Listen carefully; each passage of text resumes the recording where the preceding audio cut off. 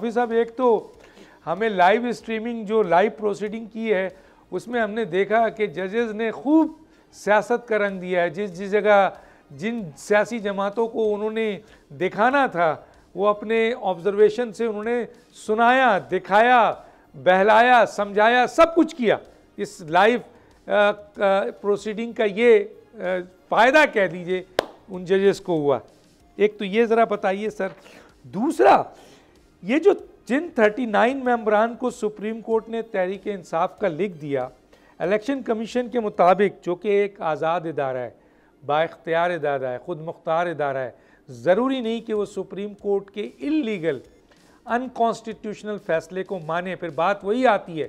نہ حکومت مانے نہ پارلیمنٹ مانے انکانسٹیٹیوشنل فیصلے کو, چاہے وہ سپریم کورٹ ہی دے, لیکن اس کے لیے پھر ول کی ضرورت ہوتی ہے. الیکشن کمیشن کے مطابق انہوں نے پارٹی ٹکٹ جمع ہی نہیں کرایا تھا,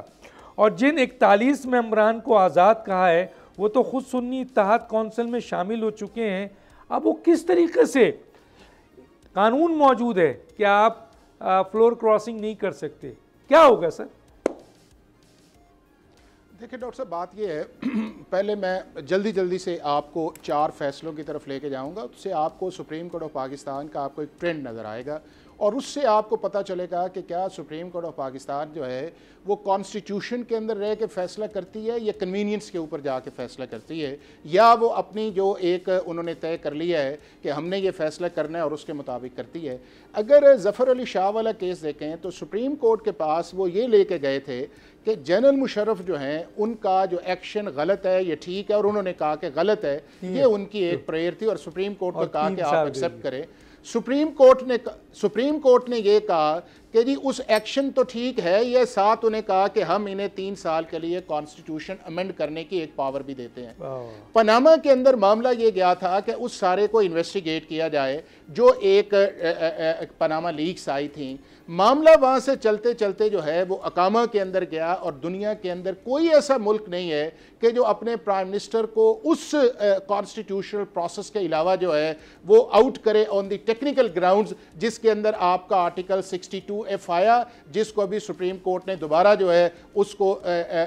ریوزٹ کیا, اس کی ساری انٹرپریٹیشن کو. نمبر تیسرا فیصلہ جو ہے وہ آرٹیکل 63A کا آیا کہ ایک ایسا کام جو پاکستان کے اندر ہوا نہیں ہے, اور سپریم کورٹ نے اس کے اندر اپنی انٹرپریٹیشن کر کے ایک ایسی اس کے اندر انٹرپریٹیشن کی کہ جس کے اندر جو مانگا نہیں گیا تھا. انہوں نے تو پوچھا یہ تھا کہ 63A کس صورت کے اندر اپلائی ہوگا. سپریم کورٹ نے آگے کہا کہ اپلائی اس طرح ہوگا کہ ووٹ اگر وہ ڈال دیتا ہے تو وہ ووٹ بھی نہیں کاؤنٹ کریں گے, اور 63A جو 4 کنڈیشنز ان میں اپلائی آئے گا. اب والا جو فیصلہ آیا ہے اس کے اندر یہ ہے کہ نہ وہ پارٹی ہے, نہ وہ پٹیشنر ہے, نہ انہوں نے ایجیٹیٹ کیا ہے, نہ وہ ایگریوڈ ہیں, لیکن اس کے باوجود سپریم کورٹ آف پاکستان کا جو ایک میجورٹی ویو آیا ہے اس نے دیا ہے. میں نے آپ نے جو حفیظ اللہ نیازی صاحب نے جو باتیں کل کے ججمنٹ کے اندر کہی ہیں, جو موٹی موٹی کہی ہیں, وہ ساری کی ساری اس ججمنٹ کے اندر ہے. لہٰذا ہم اس ججمنٹ کو کرٹیسائز نہیں کر رہے, ہم اسی کے اندر ایک جو اوپینین ہے اس کے اندر دے رہے ہیں. مثلا اس ججمنٹ کے اندر یہ ہے کہ SIC جو ہے وہ ڈسنٹ ٹائٹل ہے.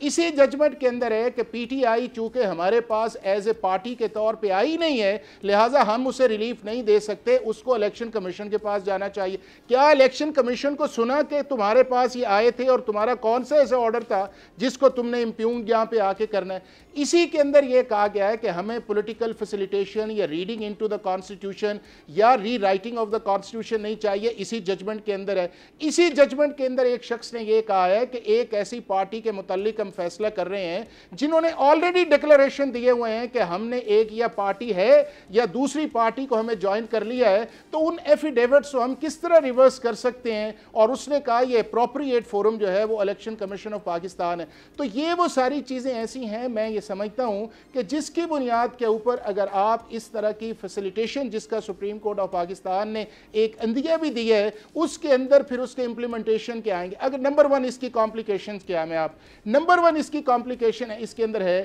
کہ آپ نے اس سارے پروسیس کو ری سائیکلنگ کے اندر ڈالا ہے, آپ نے اس پروسیس کو ری انجینئرنگ کے اندر ڈالا ہے, اور آپ نے جو کلاک تھا ایک کانسٹیٹیوشن جو آرٹیکل 51 کے اندر تھا اس نے آپ کو ریورس کیا ہے کہ آپ واپس اس سیٹ کے اندر جائیں جہاں کے اوپر 3 دن کا ٹائم تھا, آپ نے کہا 15 دن کریں, اور وہ جو شخص تھے جس کو آپ نے کہا ہے کہ ایسا ایسے یہ انٹائٹل ہی نہیں ہے, آپ نے اس کے ایفیڈیوٹس کو کہا ہے کہ ان کے ایفیڈیوٹس کو بھی جو 41 ایفیڈیوٹس ہیں آپ نے انہیں اوپن کیا ہے. اب کیا ممکن ہے, یہ ہو سکتا ہے کہ جن کو آپ نے ایفیڈیوٹس کر کے آرٹیکل 63A کا جو ایک ڈیفیکشن کلاز ہے کل کو وہ جو ہے وہ ریورس کر جاتے ہیں اور کہتے ہیں چونکہ ہمارا سٹیٹس اب انڈیپینڈنٹ سپریم کورٹ نے کر دی ہے تو ہم جو چاہے مرضی فیصلہ کریں, تو اس کی کمپلیکیشنز کیا آئے گی. پھر الیکشن کمیشن جو ہے اس کے اندر جو آپ نے ڈائریکشنز دی ہیں, اگر الیکشن کمیشن جو ہے دوبارہ جا کے اس کے اوپر کہتا ہے کہ سر جتنی دیر تک 104 جو ہے اس کی کمپلائنس نہیں ہے, یا اس کے بعد جو ہے رول 94 جس کے اندر یہ ہے کہ صرف وہی پولیٹیکل پارٹی کو آپ آرٹیکل 51 کے اندر کریں گے جس نے الیکشن سمبل کیا ہے,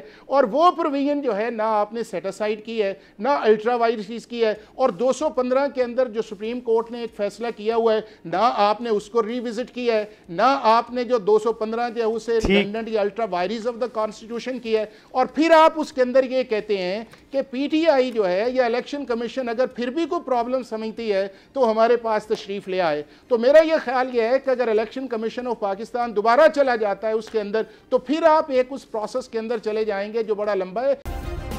سبسکرائب کریں اور بیل دبائیں تاکہ کوئی خبر رہ نہ جائے.